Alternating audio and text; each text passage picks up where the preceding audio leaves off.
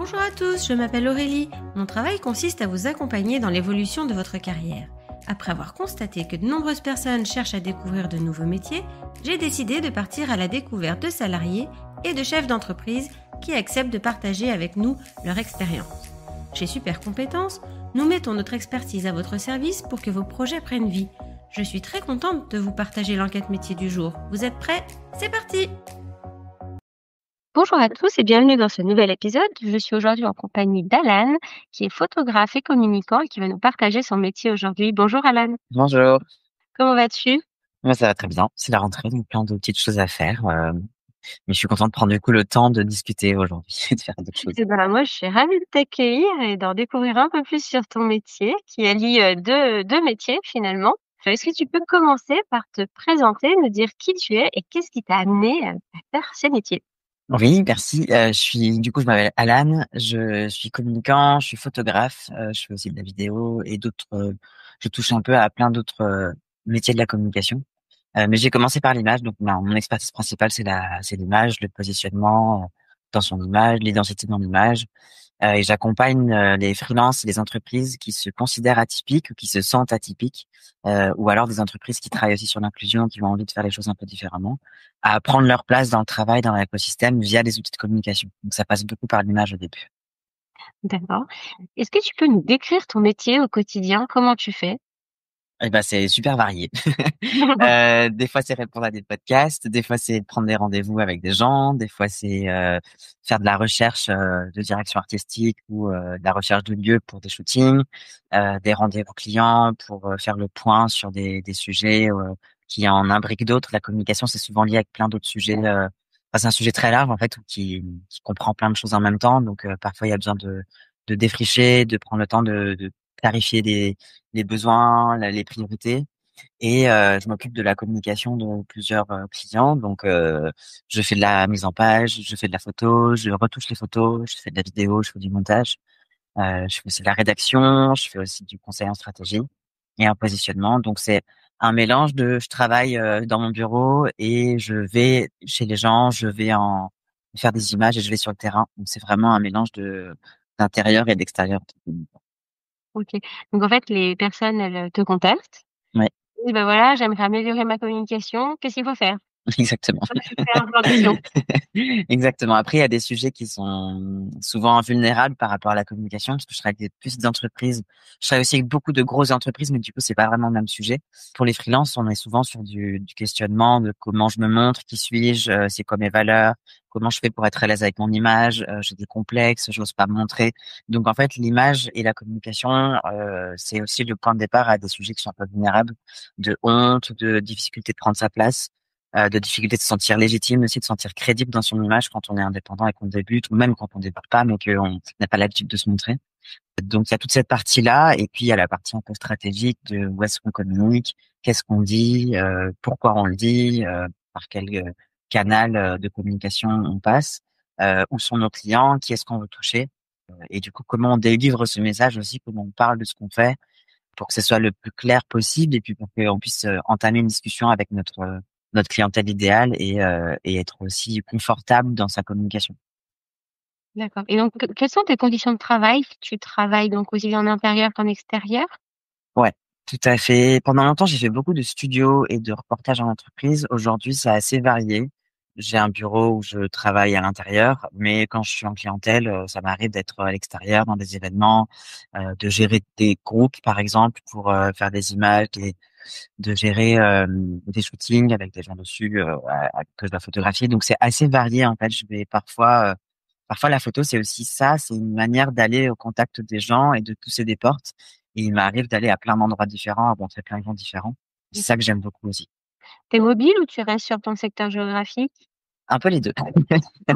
Moi, j'aime bien l'équilibre. Il y a des périodes où je suis beaucoup au même endroit, mais comme j'ai vécu 10 ans à Lyon et que maintenant je suis sur Paris, en fait, je fais beaucoup d'allers-retours à Lyon et j'aime beaucoup cette variété parce que du coup, ça me permet de travailler avec des gens dans des secteurs différents. Moi, ça me permet d'aérer aussi la tête quand on fait des choses créatives, notamment sur l'identité visuelle, sur la stratégie. Ben, en fait, c'est bien de pas être tout le temps au même endroit et d'avoir un mélange entre je fais des sessions de 3-4 jours d'affilée dans un bureau, mais aussi je vais m'aérer, je vais rencontrer des gens, je vais voir d'autres choses et du coup il y a des idées qui arrivent. Donc je travaille aussi souvent dans le train, je travaille principalement à Lyon et à Paris, mais j'essaie d'avoir un équilibre pour pas être tout le temps en déplacement non plus et bien vivre le fait d'être en déplacement.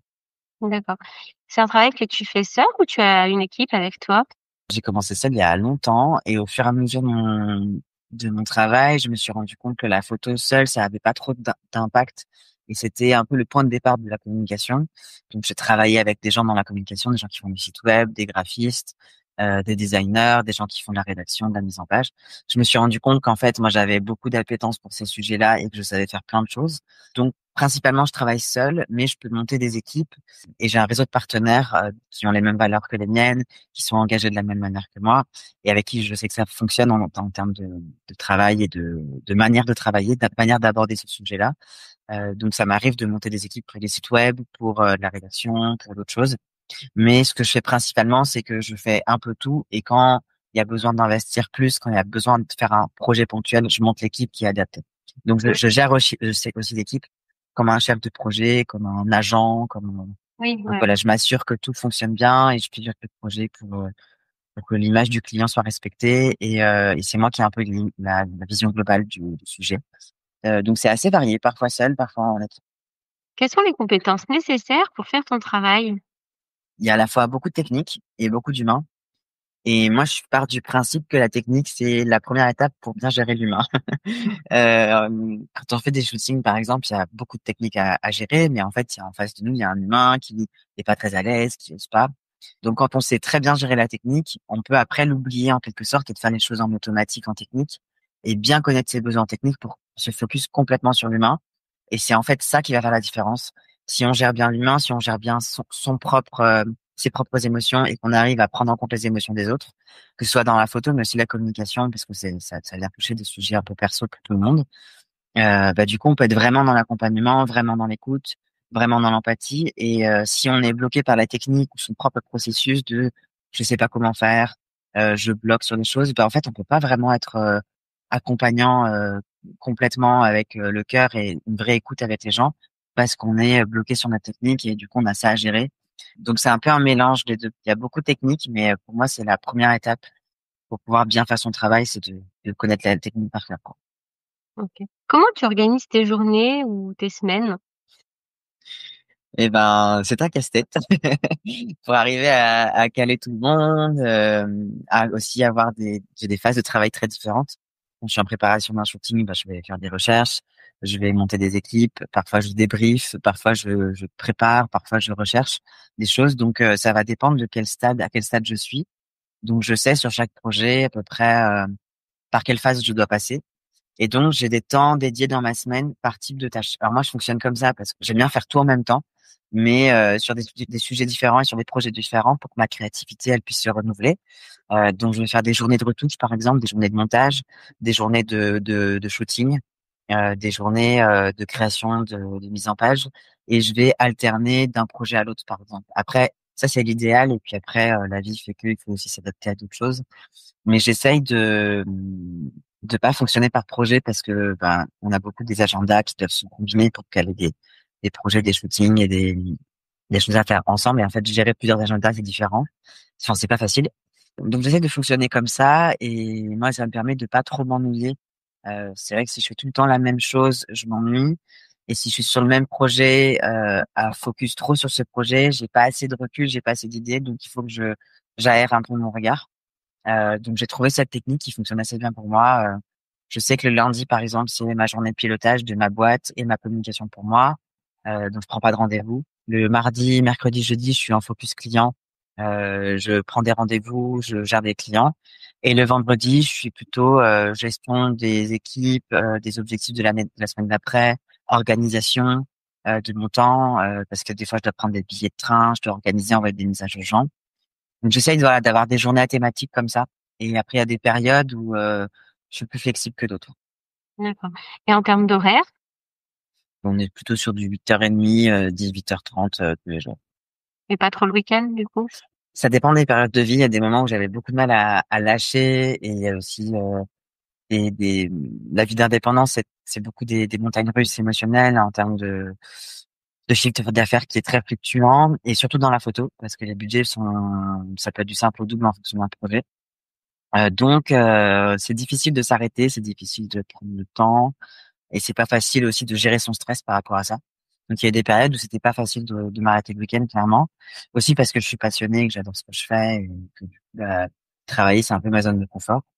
Mais j'ai appris aussi parce qu'il faut tenir sur du long terme pour avoir sa boîte, à prendre le temps pour moi et à être et à bien gérer, à mieux gérer ma vie pro et perso. Donc j'essaye vraiment de couper. J'ai plein d'outils qui me permettent de couper le week-end et je prends même des demi-journées où je réponds pas aux messages, je regarde mes mails à des temps précis. Et le lundi, par exemple, je suis pas joignable. Donc j'essaie de m'octroyer du temps pour pouvoir couper correctement, quoi.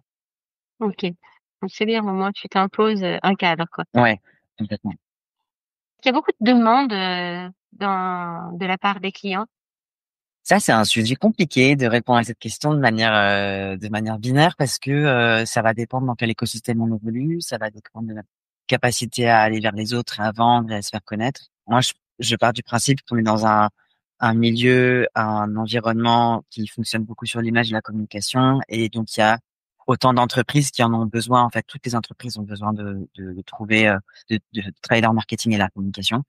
Après, ça va dépendre du positionnement. Moi, j'ai un positionnement qui est assez spécifique parce que je travaille pour des personnes qui se sentent typiques, qui sont minorisées. J'ai politisé un peu ma pratique de la communication pour pas travailler avec tout le monde et pour travailler avec des projets en qui je crois vraiment, des projets que j'ai envie de soutenir et même des entreprises qui fonctionnent avec les mêmes valeurs que les miennes, même des grosses entreprises.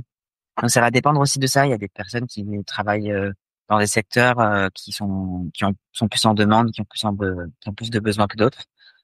Le freelancing, c'est un petit peu aussi très varié. Il y a parfois beaucoup de demandes et puis les gens prennent un peu de temps pour se décider parce que en fait c'est pas facile. C'est des investissements qui on investit sur soi, on investit en tant que moi indépendant. Donc en fait c'est plus difficile de se lancer, c'est plus difficile de se décider. Et on a plus de mal à investir qu'une grosse entreprise. Donc les temps sont pas les mêmes de prise de décision. Et donc j'ai des périodes où j'ai beaucoup de demandes, mais les choses qui se signent moins, et des périodes où j'ai moins de demandes, mais il y a plus de choses qui se signent. Donc ça va vraiment dépendre des périodes aussi de l'année, des personnes que je rencontre, de la prospection aussi je peux faire ou pas, et des écosystèmes dans lesquels je suis. Je sais que il y a quelques années, je travaillais beaucoup plus avec des grosses entreprises, et j'avais un système d'un canal d'acquisition client qui était basé sur mon site web, parce que les gens me cherchaient sur un site web. Quand on est une entreprise, on cherche quelqu'un sur un site web. Sauf que un freelance ne fonctionnera pas comme ça. Il va pas demander à Google de lui trouver une agence de communication pour les freelances parce que ça n'existe pas trop, et encore moins des photographes. On fonctionne plutôt à l'écosystème, aux recommandations. Donc ça va aussi dépendre est-ce qu'on va s'inscrire dans un écosystème, est-ce qu'on va se montrer et être nous-mêmes proactifs dans le fait d'aller chercher des clients qui nous ressemblent, parce que de la demande elle est là, mais c'est juste qu'il faut réfléchir à comment notre cible nous cherche et comment on peut les rencontrer de manière naturelle et comment être sur leur chemin en fait. D'accord. Est-ce qu'il y a des possibilités d'évolution? Bah oui, parce que du coup j'en suis la preuve parce que j'ai commencé par la photo et maintenant je fais plus de la com, de l'accompagnement, et je fais autant de la photo que d'autres activités. Oui, et puis dans la photo, c'est quand même un domaine qui est très large. On peut faire autant du pack-shop de produits que de l'humain, que de l'événementiel, que se spécialiser dans l'automobile. Il y a vraiment plein de choses différentes à exploiter et à faire. Moi, pour le coup, les premières années de mon entreprise, j'ai testé plein de choses. J'ai fait de l'architecture, j'ai fait du pack-shop, j'ai fait beaucoup de studios. Et c'est vrai que je me suis rendu compte de ce que j'aimais le plus en fur et à mesure de mon entreprise. Mais donc j'ai évolué tout en me spécialisant, mais je me suis pas spécialisé pour autant dans la pratique. Ma pratique, elle est très variée. Je me suis spécialisé dans dans le type de personnes que j'accompagne. Donc en fait, on peut évoluer, je pense, plutôt comme ça, en comprenant ce qu'on aime plus et en allant choisir une voie plutôt qu'une autre, et du coup évoluer dans cette voie-là. OK. Est-ce qu'on peut vivre de ton métier? Oui. Oui, c'est vrai que les métiers passion, on a tendance à croire qu'on peut pas en vivre. C'est aussi, je pense, un engagement que les personnes concernées doivent faire, de demander d'être payées à leur juste valeur, à sa juste valeur, de pas hésiter à augmenter ses prix et à s'affirmer dans son travail, parce que on a beaucoup la croyance que comme c'est un métier passion, ben, on doit pas être payé beaucoup. Donc ça reste en fait le freelancing et les métiers passion des écosystèmes où en fait les gens parfois sont sous-payés, galèrent à se verser un salaire. Et c'est aussi ça que je veux faire avec la photo, c'est aussi permettre aux personnes de s'empouvoirer, de se rendre compte que ce qu'ils et elles proposent dans leur activité a de la valeur, et augmenter leur valeur perçue à travers la communication pour que les entreprises ou les personnes à qui ils travaillent par la suite ne négocient pas leur prix en fait. Il y a aussi cette croyance qui est là que on ne vaut pas grand-chose parce qu'on fait un métier passion, parce que du coup ça nous coûte entre guillemets pas grand-chose, mais on sous-estime le travail que ça demande, l'investissement personnel que ça demande, la formation qu'on a fait, et surtout le talent qu'on a et le talent et ce qu'on permet de vivre comme transformation à nos clients. Et je pense qu'il y a toute une réflexion autour de ça à mener dans le freelancing pour que on arrête de sous-payer les gens, que les gens arrêtent de se sous-payer et du coup ne pas croire en eux. Je pense que ça part un peu de là, de est-ce qu'on peut en vivre ou pas? Ben en fait ça dépend de nous. Quel est le parcours pour parvenir à faire tes métiers? Il y a des formations obligatoires, nécessaires? Ouais, c'est toujours un peu les questions compliquées dans les métiers passion. Il n'y a pas de règles. En fait, moi j'ai fait une école de photo, mais je travaillais déjà avant l'école. Et en fait, c'est des métiers qui peuvent s'apprendre en pratiquant. La seule chose qui va compter, c'est pas forcément quelle école on a fait, parce que moi, clairement, en 10 ans de pratique, personne m'a demandé mon CV. Le fait que j'étais majeure de promotion de mon école, tout le monde s'en fout. Tout ce qui compte, c'est est-ce que je sais faire ce que je fais et est-ce que je peux le prouver. Donc, en fait, si on a un bon portfolio, ben, on est capable de dire, bah, moi, je sais faire, ou en tout cas, ou d'avoir l'assurance de dire, oui, je vais le faire avec toi et le résultat sera là. Donc c'est plus une question de portfolio que de formation au final, parce que c'est aussi des formations qu'on peut avoir en ligne sur YouTube. Il y a des écoles à distance qui peuvent former les gens. C'est des métiers qui sont à la fois très techniques mais très humains. Donc en fait, la dimension humaine, elle va vraiment faire toute la différence. Donc moi, je suis plutôt d'avis de penser qu'il n'y a pas vraiment de règles, et si on est passionné par quelque chose, ben on va faire en sorte de se former, peu importe le moyen, et qu'il y a moyen pour toutes les personnes assez motivées de se former assez pour se sentir pour avoir un portfolio à la hauteur de ce qu'ils veulent faire, quoi. Et quels conseils tu pourrais donner à une personne qui voudrait faire ton métier? De réfléchir à comment se spécialiser et qu'est-ce qu'elle veut vraiment faire. Parce que faire de la photo, c'est trop vaste. Faire de la com, c'est trop vaste. Et ce qui va faire la différence dans le fait de trouver les clients qui sont vraiment alignés, c'est pour qui je travaille vraiment et qu'est-ce que je leur permets de faire. Qu'est-ce que j'apporte vraiment. Moi, c'est quelque chose que j'ai mis du temps à faire parce que j'ai eu envie de passer 10 ans à tout tester pour comprendre qui j'avais vraiment envie d'accompagner. Et je sens que depuis que je me suis spécialisée, je travaille qu'avec des personnes avec qui je me sens vraiment bien, que je comprends, qui me comprennent, qui me respectent. Je me sens vraiment la bonne personne pour elles. Ce qui n'était pas forcément le cas avant, où je travaillais un peu pour tout le monde, entre guillemets. Et en fait, la peur qu'on peut avoir en tant que freelance de se dire, faut pas que je me spécialise parce que si je me spécialise, je vais me barrer des routes. En fait, c'est un peu une croyance et une balle dans le pied qu'on se tire, parce que si on comprend qui on veut accompagner, ben on sait du coup qui chercher et où chercher les personnes qui sont concernées. Et donc le match qu'on va avoir avec la personne sera beaucoup plus fort aussi, parce que ce sera un match d'envie, de cœur qui est naturel, plutôt que de aller chercher des gens juste pour l'argent. Ce qui fait qu'au long terme, on se démotive, ce qu'on fait n'a plus trop de sens, et du coup on perd aussi la passion qui nous anime réellement, et on met moins d'énergie dans notre entreprise. Donc vraiment, pour moi, c'est plus travailler sur soi et réfléchir à qu'est-ce qu'on veut vraiment faire. Et donc travailler son positionnement marketing, travailler sa propre communication pour aller trouver les clients qui nous correspondent vraiment, et surtout arrêter de s'éparpiller. Parce que quand on débute, on veut travailler avec tout le monde, et donc en fait, on sait pas où chercher les clients parce qu'ils sont partout. Alors que si on décide de travailler pour des freelances, on sait où chercher les freelances, par exemple. Il y a beaucoup plus de leviers, beaucoup plus de points de rencontre qui peuvent émerger naturellement, quoi. OK. Eh bien, merci beaucoup Alan, de nous avoir, partagé, ton métier, ton Avec plaisir. quotidien, et puis, j'espère, pouvoir, te réinviter sur un autre podcast une prochaine fois. Avec plaisir. Merci beaucoup. Merci à toi, bonne journée. Merci d'avoir écouté ce podcast. Vous retrouverez les liens de notre invité du jour en description. Vous trouverez également l'enquête métier du jour en version PDF dans les notes de l'épisode. Si l'interview vous a plu, n'hésitez pas à la relayer autour de vous et de la noter sur votre application de podcast préférée. Vous pourrez retrouver l'ensemble de nos services sur supercompétences.fr. Si vous voulez partager votre métier, prenez contact avec moi pour que nous puissions en discuter. Je reste également disponible pour parler avec vous de vos projets de reconversion professionnelle. Je vous donne rendez-vous au prochain épisode. Belle journée!